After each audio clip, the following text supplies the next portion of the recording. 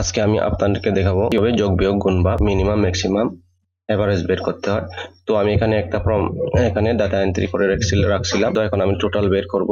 Total বের করার জন্য যে কাজটি করব সেটা হচ্ছে যে আমরা টোটালে সেলে ক্লিক করব এবং সমান চিহ্ন দেব। তারপর আমরা যোগের জন্য যোগের ফর্মুলাটা সামনে ক্লিক করব। তারপর আমি এখানে ফার্স্ট ব্র্যাকেট দেব এবং যে সংখ্যাটা যোগ করব ওখানে ক্লিক করব। ক্লিক করার পর মাঝখানে আমি ইস্টু দিয়ে দেব।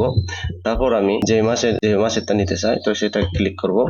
ক্লিক করে ক্লোজ ব্র্যাকেট দেব। তারপর আমি এন্টার দেব। অনুরূপভাবে এভারেজের করেও সেভাবে আমি লিখবো। শুধুমাত্র এভারেজটা ফর্মুলাটা বসাবো বিই এখানে এভাবে টাইপ করব। তারপরে আবার ফার্স্ট ব্র্যাকেট দিয়ে দেব। তারপর আমি আবার যেহেতু আমি 3 মাসের হিসাব করতেছি একইভাবে ওই সংখ্যাগুলো পুনরায় আবার টাইপ করব।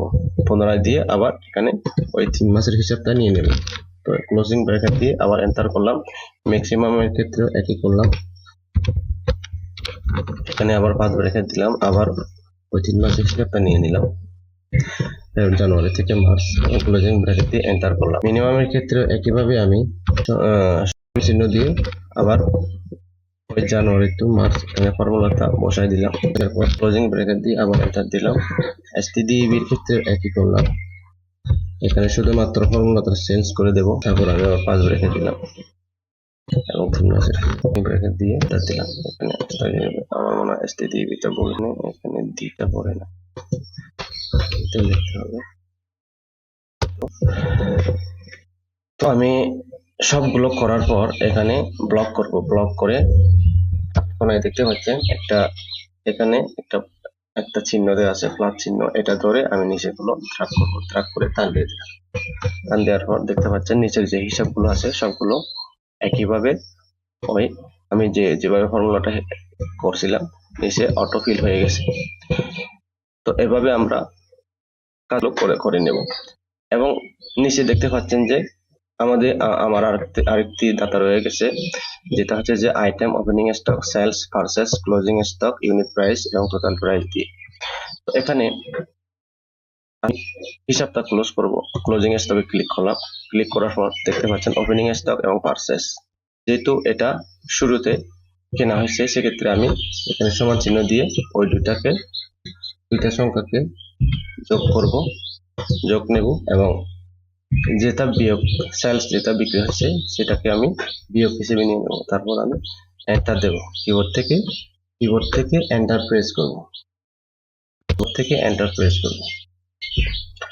এন্টার প্রেস করার পর আমি আবার কি করব, নিচের যেহেতু সিডি এবং ডিস্ক দুইটা আমি ডাটা নিচ্ছি, তো সেক্ষেত্রে আমি উপরের সংখ্যা থেকে প্লাস চিহ্ন দিয়ে নিচে টেনে দেব। টেনে দেওয়ার পর ওর হিসাবটাও নিয়ে নেব। এখন দেখতে পাচ্ছেন এখানে একটি কম্পিউটারের দাম 20,000 টাকা ইউনিট প্রাইসে দেওয়া আছে। তো আমি টোটাল প্রাইস এখানে ক্লিক করব। টোটাল প্রাইসে আমি যেহেতু 450টি কম্পিউটার এখানে রয়ে গেছে, তো সেক্ষেত্রে আমি এখানে সমান চিহ্ন দিয়ে এই ইউনিট প্রাইস দিয়ে গুণ দিয়ে দেব। তো ইউনিট প্রাইস দিয়ে গুণ করার জন্য আমি 450 দিয়ে 20,000 টাকাটাকে গুণ করে দেব। এখানে নিচে দেখতে পাচ্ছেন এখানে ক্লোজিং স্টকে 450টা দেওয়া আছে এবং টোটাল প্রাইস হিসেবে 2,000 টাকা দেওয়া আছে। ইউনিট প্রাইসটা দেওয়া নাই। তো সেক্ষেত্রে আমরা ইউনিট প্রাইসটা বাইর করব। যেহেতু টোটাল প্রাইস দেওয়া আছে, তো এখন আমি ইউনিট প্রাইস বাইর করার জন্য ভাগ করব। তো ভাগ করার জন্য ইউনিট প্রাইসের ঘরে আমি এখানে ক্লিক করলাম। ফিক্সের এখানে ক্লিক করার পর এখানে ইজ ইকুয়াল টু দিলাম এবং এখানে ক্লোজিং স্টকের ঘরে ক্লিক করলাম। তারপর ভাগ চিহ্ন বসালাম এখানে। তারপর টোটাল প্রাইজের পরে 2000 এখানে ক্লিক করলাম। ক্লিক করার পর আবার কিবোর্ড থেকে এন্টার দিলাম।